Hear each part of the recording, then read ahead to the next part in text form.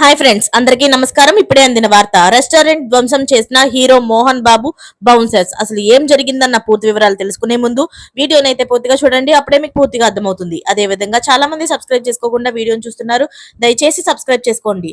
Subscribe చేసుకోవడం వల్ల నేను చేసే ప్రతి వీడియో అప్డేట్ మీకు ముందుగానే నోటిఫికేషన్ రూపంలో వస్తుంది. అదే విధంగా లైక్ చేయడం మర్చిపోతున్నారు. దయచేసి లైక్ చేయండి. లైక్ చేయడం వల్ల ఇటువంటి ఇంపార్టెంట్ ఇన్ఫర్మేషన్ చాలా మందికి రీచ్ చేసిన వాళ్ళు అవుతాం. అలాగే కామెంట్ చేసి మీ ఒపీనియన్ అయితే తెలియజేయడం మర్చిపోకండి. ఇక లేట్ చేయకుండా వీడియోలోకి అయితే వెళ్ళిపోదాం. తిరుపతి నగరంలో మోహన్ బాబు బౌన్సర్లు మరోసారి రెచ్చిపోయారు. ఆయన విద్యా సంస్థల దగ్గర ఉన్న ఓ రెస్టారెంట్ ను బౌన్సర్లు ధ్వంసం చేశారు. యూనివర్సిటీకి చెందిన నలుగురు విద్యార్థులు టీ తాగేందుకు హోటల్కు వెళ్లి తిరిగి వస్తుండగా బ్యాగ్ తగిలి టీ సాసర్లు కప్పులు పగిలిపోయాయి.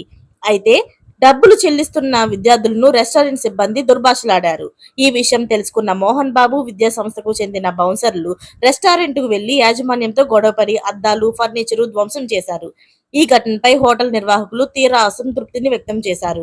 ఈ ఘటనపై రెస్టారెంట్ యాజమాన్యం పోలీసులకు ఫిర్యాదు చేసినా వాళ్ళు తీసుకోలేదని తెలిపారు. ఈ ఘటన జరుగుతున్న సమయంలో చుట్టుపక్కల ఉన్న వాళ్ళు హోటల్ వద్దకు చేరుకున్న వారిపై బౌన్సర్లు దాడికి ప్రయత్నించారని, ఈ విషయం తెలుసుకున్న మోహన్ బాబు తనయుడు మంచు మనోజ్ మరి కాసేపట్లో రెస్టారెంట్ వద్దకు రానున్నారు. అక్కడి పరిస్థితి పరిశీలించి వారితో మాట్లాడి హోటల్ నిర్వాహకులకు ఆర్థికంగా సాయం చేస్తున్నట్లు సమాచారం. అలాగే హోటల్ యాజమాన్యానికి ధైర్యం చెప్పి వారికి అండగా నిలబడతానని చెప్పి అవకాశం ఉన్నట్లు తెలియజేస్తుంది. కాగా ఈ ఘటనపై ఇంతవరకు కేసు నమోదు కాకపోవడంపై తీవ్ర విమర్శలు వస్తున్నాయి.